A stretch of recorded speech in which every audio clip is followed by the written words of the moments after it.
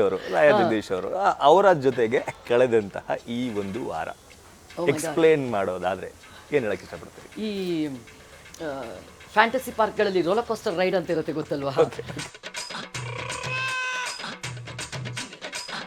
ನಿಜ ಏನಪ್ಪ ಅಂತಂದ್ರೆ ಅವ್ರನ್ನ ಬಯೋ ಹಾಗೆ ಇಲ್ಲ, ಅವ್ರಿಗೇನು ಹೇಳೋ ಹಾಗೆ ಇಲ್ಲ. ಯಾಕೆ ಅಂತಂದ್ರೆ ಅವ್ರೊಂಥರ ಐ ವಾಸ್ ಅಬ್ಸೆಸ್ಡ್ ವಿತ್ ಇದೆಲ್ಲ ನಾನು ಕಂಟ್ರೋಲ್ ಮಾಡ್ತೀನಿ ಆ ಥರ ಮೈಂಡ್ ಸೆಟ್ಟಲ್ಲಿ ಬಂದ್ಬಿಟ್ಟಿದ್ರು ಅವರು.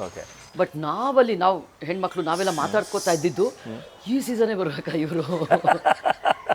ಇವ್ರದೊಂದು ನಾವು ಇದನ್ನೇ ತಡ್ಕೊಳ್ಳೋಣವೋ ಅದನ್ನೇ ತಡ್ಕೊಳ್ಳೋಣವೋ ಇನ್ನೇನು ತಡ್ಕೊಳ್ಳೋಣ, ಅದು ನಮ್ಮನ್ನ ಎಳೆಯೋದಕ್ಕೆ ಹಿಂದಕ್ಕೆ ಇದೇ ಒಂದು ಮೇನ್ ಕಾರಣ ಆಯ್ತು. ನಮ್ಮ ತಂಡದಲ್ಲೇ ಇದ್ದವರು ನಮ್ಮನ್ನು ಎಳಿವಾಗ ನಿಮಗೆ ಪ್ರೋಗ್ರೆಸ್ ಮುಂದುವರಿಯೋದಕ್ಕೆ ಸಾಧ್ಯನೇ ಆಗಲ್ಲ ಅಲ್ವಾ? ನಾವು ಡಿಸ್ಕಸ್ ಮಾಡ್ಕೊಂಡು ಹಾಗೇನೆ ಅಲ್ಲಿ ವೀಕೆಂಡ್ ಸುದೀಪ್ ಸರ್ ಬಂದ್ರೆ ಇವರು ಉಸಿರು ಇಲ್ಲ. ಆಯ್ತು ಸರ್ ಹೌದು ಸರ್ ಹೋ ಅಂತ ಇದ್ದಾರೆ. ನಾವಲ್ಲಿ ಪಕ್ಕದಲ್ಲಿ ಕುತ್ಕೊಂಡು ನೋಡಿದೆ, ನಾವು ಅಂದ್ಕೊಂಡಂಗೆ ಈಗ ಏನು ಬರ್ತಾ ಇಲ್ಲ ಹೊರಗಡೆಯಿಂದ ಅಂತ. ಅವ್ರು 24 hours ಮುಂಚೆಯಿಂದನೇ ಮಾನಸಿಕವಾಗಿ ರೆಡಿ ಆಗ್ಬಿಟ್ಟಿದ್ರು. ಎಲ್ರ ಜೊತೆ ಚೆನ್ನಾಗಿರೋದು, ಎಲ್ರ ಜೊತೆ ನಗೋದು, ಎಲ್ರ ಜೊತೆ ನಾವು ಏನಿದು ಎವ್ರಿ 6 hours ಇದು ಮೂಡು ಮೈಂಡು ಚೇಂಜ್ ಆಗ್ತಾನೆ ಇರುತ್ತಲ್ಲ ಅಂತ. ಹಾಗಾಗಿ ಅವ್ರನ್ನ ಪ್ರಿಡಿಕ್ಟ್ ಮಾಡೋಕೆ ಯಾರಿಂದನೂ ಆಗ್ತಾನೆ ಇರಲಿಲ್ಲ.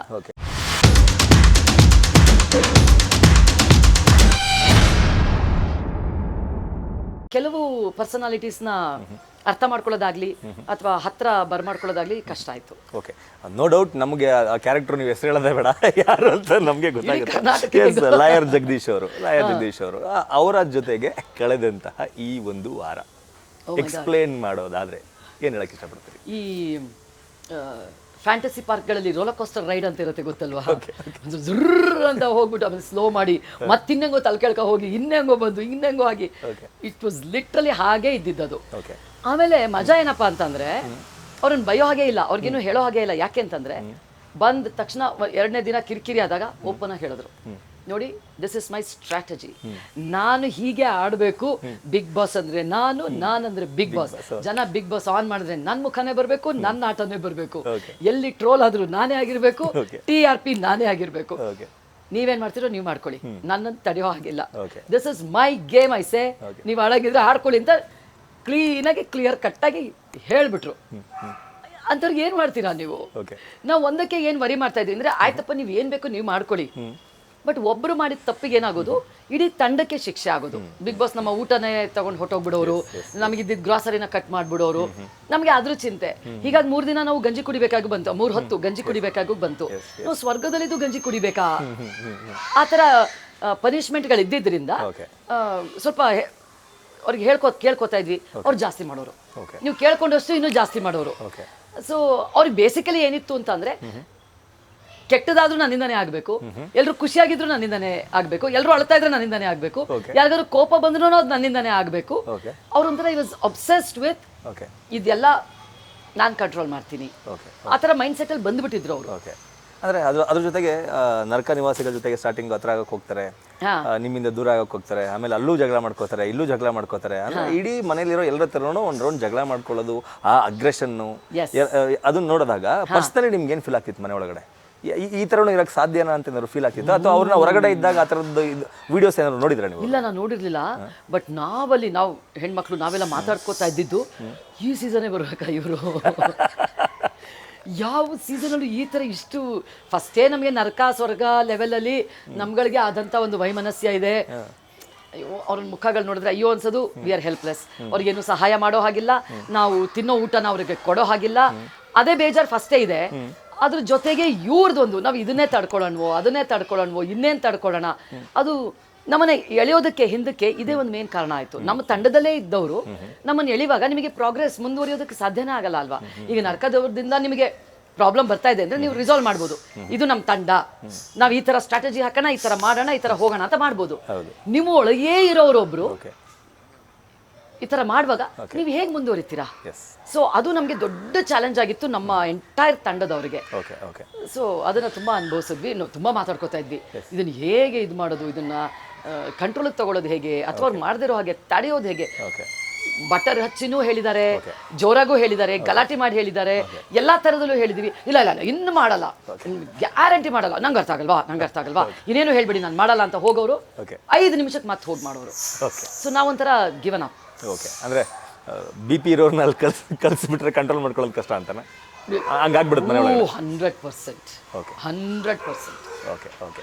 ಇನ್ನು ಇದನ್ನು ನೋಡಿದಾಗ ಜಗದೀಶ್ ಅವ್ರನ್ನ ನೀವೆಲ್ಲ ಸೇರಿ ಕಂಟ್ರೋಲ್ ಮಾಡೋದಕ್ಕೆ ಪ್ರಯತ್ನ ಪಟ್ಟಿದ್ದು, ಜಗಳ ಆಡಿದ್ದು ಅದನ್ನೆಲ್ಲ ನೋಡಿದಾಗ ವಾರಕ್ಕೊಂದ್ಸಲಿ ವಾರದ ಕತೆ ಕಿಚನ್ ಜೊತೆಗೆ ಸುದೀಪ್ ಸರ್ ಬರ್ತಾರೆ, ಒಂದಷ್ಟು ಪಂಚಾಯಿತಿ ಮಾಡ್ತಾರೆ, ಹೋಗ್ತಾರೆ. ಅದಕ್ಕಿಂತ ಮುಂಚೆ ಮನೆ ಒಳಗಡೆ ಇರುವ ಅಷ್ಟು ಜನರನ್ನ ಕಂಟ್ರೋಲ್ ಮಾಡೋದು ಬಿಗ್ ಬಾಸ್ ಎನ್ನುವ ಆ ಒಂದು ವಾಯ್ಸು. ಆ ವಾಯ್ಸ್ಗೆನೆ ಕ್ಯಾಮ್ರಾ ಮುಂದೆ ಹೋಗಿ ನಿಂತ್ಕೊಂಡು ಅವರು ಹೌದು ನಾನು ನೋಡ್ಕೊತೀನಿ, ಎಕ್ಸ್ಪೋಸ್ ಮಾಡ್ತೀನಿ, ನೋಡಿ ಏನು ಮಾಡ್ತೀನಿ, ಹೊರಗಡೆ ಬಂದಮೇಲೆ ನಿಮ್ಮ ಶೋನ ಹಂಗೆ ಮಾಡ್ತೀನಿ, ಹಿಂಗೆ ಮಾಡ್ತೀನಿ, ಬಿಗ್ ಬಾಸ್ ಅಂತೆಲ್ಲ ಕ್ಯಾಮ್ರಾ ಮುಂದೆ ಮಾತಾಡಬೇಕಾದ್ರೆ ಆ ಪರಿಸ್ಥಿತಿಗೆ ನಿಮ್ಮ ಮನೆಯಲ್ಲಿರುವಂತಹ ಎಲ್ಲರ ಮನಸ್ಥಿತಿಗಳು ಹೇಗಿತ್ತು? ಯಾವ ಥರ ನಗಾಡಿದ್ದೀವಿ, ಯಾವ ಥರ ಜೋಕ್ ಮಾಡ್ಕೊಂಡಿದ್ದೀವಿ ಅಂದರೆ ಇವು ರಾಮ, ಆ ಡೈಲಾಗ್ಸ್ಗಳು ಏನಾದರೂ ತೋರಿಸ್ಬಿಟ್ಟಿದ್ದಿದ್ರೆ ಅದು ಒಂದು ಸಖತ್ ಮಜಾ ಬಂದಿರೋದು. ಕನ್ಫೆಷನ್ ರೂಮಿಗೆ ಕರೀತಾರೆ, ಅದೆಲ್ಲ ಆದಮೇಲೆ ಬಿಗ್ ಬಾಸ್ ಬನ್ನಿ ನೀವು ಒಳಗಡೆ ಮಾತಾಡಬೇಕು ಅಂತ. ಅಲ್ಲಿ ನಮ್ಮ ಕಾನ್ವರ್ಸೇಷನ್ ಹೊರಗಡೆ ಇವಾಗ ಕೊಡ್ತಿರ್ತಾರೆ ಬಿಗ್ ಬಾಸ್, ಅವ್ರು ಯಾರು ಇವ್ರು ಯಾರು ಅಂತ ತೋರಿಸ್ತಿರ್ತಾರೆ.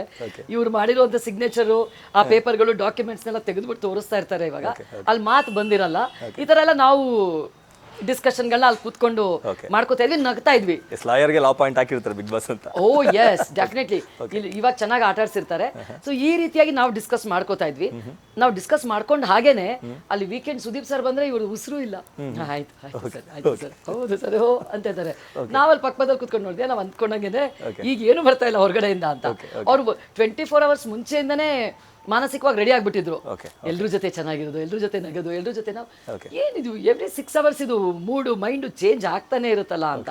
ಹಾಗಾಗಿ ಅವ್ರನ್ನ ಪ್ರಿಡಿಕ್ಟ್ ಮಾಡೋಕೆ ಯಾರಿಂದನೂ ಆಗ್ತಾನೆ ಇರಲಿಲ್ಲ. ಓಕೆ ಓಕೆ, ನಮಗೂ ಹಂಗೆ ಅನಿಸ್ತಿತ್ತು. ಅದ್ರ ಜೊತೆಗೆ ನಾವು ಕೂಡ ವೇಟ್ ಮಾಡ್ತಿದ್ದು ಏನಂದ್ರೆ ಆಸ್ ಎ ವೀಕ್ಷಕರಾಗಿ, ವೀಕೆಂಡಲ್ಲಿ ಸುದೀಪ್ ಸರ್ ಬರ್ತಾರೆ, ಇಷ್ಟೆಲ್ಲ ರಂಪ ರಾಮಾಯಣ ಆಗಿದೆ, ಇವ್ರು ಬಿಗ್ ಬಾಸ್ಗೆ ಆಲ್ರೆಡಿ ಆವಾಜ್ ಹಾಕಿದ್ದಾರೆ, ಹಂಗೆ ಮಾಡ್ತೀನಿ ಹಿಂಗೆ ಮಾಡ್ತೀನಿ ಅಂತ ಹೇಳ್ತಾ ಇದ್ದಾರೆ. ಮೋಸ್ಟ್ಲಿ ಸುದೀಪ್ ಸರ್ ಇವ್ರನ್ನ ಹೆಂಗೆ ಹ್ಯಾಂಡಲ್ ಮಾಡ್ಬೋದು ಅಂತ ನಾವು ವೇಟ್ ಮಾಡ್ತಾ ಇದ್ವಿ. ಕರೆಕ್ಟ್. ನಮಗೆ ಖುಷಿ ಆಯ್ತು, ಅವ್ರು ಹ್ಯಾಂಡಲ್ ಮಾಡಿದ ರೀತಿ, ಅವರು ಹೇಳಿದ್ದ ಪ್ರತಿಯೊಂದು ಮಾತು ನಮ್ಗಂತೂ ಇಷ್ಟ ಆಯ್ತು. ಪಕ್ಕದಲ್ಲೇ ಕೂತಾಗ ನೀವು ಅದನ್ನ ಇನ್ನೂ ನೆಕ್ಸ್ಟ್ ಲೆವೆಲ್ಗೆ ಫೀಲ್ ಮಾಡಿರ್ತೀರ.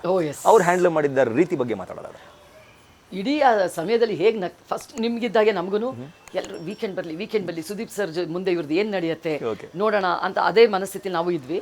ಹಾಗಾಗಿ ಶುರುವಾದಾಗ ಇವರು ಸಡನ್ ಆಗಿ ಚೇಂಜ್ ಮಾಡಿದ್ ನೋಡಿ ನಮಗೆ ನಗು ತಡ್ಕೊಳಕ್ ಆಗ್ತಾ ಇಲ್ಲ.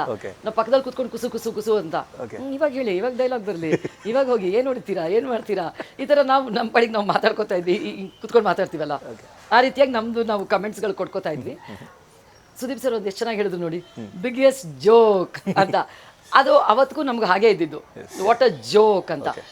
ಅವರೇನಾ ಅಲ್ವಾ ಅನ್ನೋ ರೀತಿನಲ್ಲಿ ಅವ್ರು ಬಿಹೇವ್ ಮಾಡಿದ್ರು ಸುದೀಪ್ ಸರ್ ಮುಂದೆ. So that was a funny incident actually. Okay, ನೀವೆಲ್ಲ ಆ ಪ್ರತಿಯೊಂದು ಮಾತಿಗೂ ನಿಮ್ಮ ಕೈಯಲ್ಲಿ ಬರ್ತಾ ಇದ್ದ ಚಪ್ಪಾಳೆ ನೋಡಿದ್ರೇನೆ ಗೊತ್ತಾಗ್ತಿತ್ತು ಮನೇಲಿರೋರಿಗೆ ಅದೆಷ್ಟು ನೀಡಿದೆ, ಎಷ್ಟು ಮಜಾ ಮಾಡ್ತಾ ಇದ್ವಿ, ಆಮೇಲೆ ಅದೆಷ್ಟು ನೀಡಿತ್ತು ಅಂತ. ಅದಾದ್ಮೇಲೆ ಅವರು ಚೇಂಜ್ ಆದ್ರೂ ಕೂಡ ಸುದೀಪ್ ಸರ್ ಒಂದ್ಸಲ ಬಂದು ಹೋದ್ಮೇಲೆ ಆ ವೀಕೆಂಡ್ ಸೀರಿಯಸ್ನೆಸ್ ಅವರಲ್ಲಿ ಆಲ್ರೆಡಿ ಕಾಣಿಸ್ತಾ ಇತ್ತು. ಬಟ್ ಈ ವೀಕ್ ಬೇರೆ ತರನೇ ತೊಂದರೆ ಕೊಟ್ಟಿದ್ದಾರೆ. ನಾನು ಎಪಿಸೋಡ್ ಇವಾಗ ನೋಡ್ತಾ ಇದ್ದೀನಲ್ಲ, ಬೇರೆ ತರನೇ ಆಟ ಆಡಿಸ್ತಾ ಇದ್ದಾರೆ. ಆ ಸುದೀಪ್ ಸರ್ ಹ್ಯಾಂಡಲ್ ಮಾಡಿದ ರೀತಿ ಬಗ್ಗೆ ಮಾತಾಡೋದಾದ್ರೆ ನೋಡಿ, ನಾವು ಮುಂಚೆಯಿಂದ ನೋಡ್ಕೊಂಡು ಬಂದಿರೋದು Sudeep sir is the most matured person. ಅವ್ರಿಗಿರೋ ಒಂದು ನಾಲೆಜ್ ಆಗ್ಬೋದು, ಅವ್ರಿಗಿರೋ ಭಾಷೆ ಮೇಲಿರೋವಂಥ ಒಂದು ಹಿಡಿತ ಆಗಬಹುದು, ಅವ್ರ ಪರ್ಸನಾಲಿಟಿ ಆಸ್ ಸಚ್ ಅದು ಹೇಗಿರುತ್ತೆ ಅಂದರೆ ಅವ್ರು ಏನು ಕೂಗಾಡಿ ತಿಳಿ ಹೇಳೋ ಅವಶ್ಯಕತೆ ಇಲ್ಲ. ಅವ್ರ ಒಂದು ಲುಕ್ಕಲ್ಲಿ, ಅವ್ರ ಒಂದೇ ಒಂದು ಪದದಲ್ಲಿ ಅವ್ರು ಅದನ್ನ ಕರಗತ ಮಾಡ್ಕೊಂಡು ಬಿಟ್ಟಿದ್ದಾರೆ. ಹೇಗೆ ಎಂಥ ಸಿಚುವೇಶನ್ ಬೇಕಾದರೂ ಹ್ಯಾಂಡಲ್ ಮಾಡ್ಬೋದು ಅಂತ ನಾವೆಲ್ಲರೂ ಮಾತಾಡ್ಕೋತಾ ಇದ್ವಿ. ಸುದೀಪ್ ಸರ್ ಅವರ ಕೆರಿಯರಲ್ಲಿ ಈ ಥರದವ್ರನ್ನ ನೋಡಿರ್ತಾರಾ, ಪ್ರಿಪೇರ್ ಆಗಿ ಬಂದಿರ್ತಾರಾ, ಏನು ಮಾಡಬಹುದು, ಏನು ಎತ್ತ ಅಂತ ನಾವು ಅದನ್ನು ತುಂಬ ಡಿಸ್ಕಸ್ ಮಾಡ್ತಾ ಇದ್ವಿ. ತುಂಬ ಸರಳವಾಗಿ ಹ್ಯಾಂಡಲ್ ಮಾಡಿಬಿಟ್ರು. ಅಂದರೆ ಅಲ್ಲಿ ಕ್ಲೀನಾಗಿ ತೋರಿಸ್ಬಿಟ್ರು, ನಿಮ್ಮ ಜಾಗ ಯಾವುದು, ನಮ್ಮ ಜಾಗ ಯಾವುದು, ನೀವೆಲ್ಲಿದ್ದೀರಾ, ನಾವು ಬಿಗ್ ಬಾಸ್ ಎಲ್ಲಿದ್ದೀವಿ ಅನ್ನೋದನ್ನ ಸ್ಟ್ರಾಂಗ್ ಆಗಿತ್ತು. ಬಟ್ ಸಿಂಪಲ್ ಲ್ಯಾಂಗ್ವೇಜಲ್ಲಿ ನೀಟಾಗಿ ಅರ್ಥ ಮಾಡಿಸ್ಬಿಟ್ರು. ಅಲ್ಲಿ ಆ ಜಾಗದಲ್ಲಿ ಯಾರೇ ಇದ್ದಿದ್ರು ಅಷ್ಟೇ ಒಂದು ಮೆಚುರಿಟಿಯಿಂದ ಹ್ಯಾಂಡಲ್ ಮಾಡ್ತಿದ್ರ. ಐ ಡೌಟ್ ಅವ್ರ ಕಣ್ಣೇ ಮಾತಾಡುತ್ತೆ ಅಂತ. ಒಂದು ಲುಕ್ ಸಾಕು, ಹೀಗೆ ಮಾಡಿದ್ರಾ, ಈಗ ಹೇಳಿದ್ರಾ ಅಂದ್ಬಿಟ್ರೆ ಅಲ್ಲಿ ಇಲ್ಲ ಅಣ್ಣ ಇಲ್ಲ ಅಂದ್ಬಿಡ್ಬೇಕು ಅಷ್ಟೇ ದಾರಿ, ಇನ್ನು ಯಾವುದಕ್ಕೂ ದಾರಿನೇ ಇಲ್ಲ. ಆ ಒಂದು ಅದ್ರಲ್ಲಿ ವಿತ್ ರೆಸ್ಪೆಕ್ಟ್, ಮತ್ತೆ ಎಸ್ ಯಾರನ್ನೇ ಮಾತಾಡ್ಸೋದಾದ್ರು, ಯಾರಿಗೆ ಏನೇ ಹೇಳೋದಾದ್ರು ವಿತ್ ರೆಸ್ಪೆಕ್ಟ್. ಕರೆಕ್ಟ್. ನೀವು ಬನ್ನಿ, ಹೀಗೆ ಹೇಳಿದ್ರಾ, ಹೀಗೆ ಮಾಡಿದ್ರಾ, ಅದೇ ಲೆವೆಲಲ್ಲಿ ಅವಾಗಲೇ ಕಷ್ಟ ಆಗೋದು ಮಾತಾಡೋಕ್ಕೆ.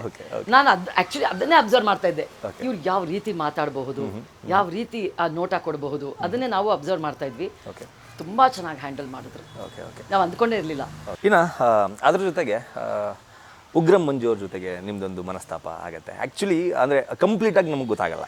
ಅಂದರೆ ಎಪಿಸೋಡಲ್ಲಿ ಬಂದಿರೋದೇ ಲಿಮಿಟೆಡ್ ಡ್ಯೂರೇಷನಲ್ಲಿ ಎಷ್ಟು ತೋರಿಸ್ಬೋದು ಅಷ್ಟೇ ತೋರಿಸಿದ್ರು. ಆ್ಯಕ್ಚುಲಾಗಿ ಏನಾಯಿತು ನಿಮಗೂ ಉಗ್ರಂ ಮಂಜು ಅವರ ಮಧ್ಯ? ಅವರು Beat Plus Karnataka.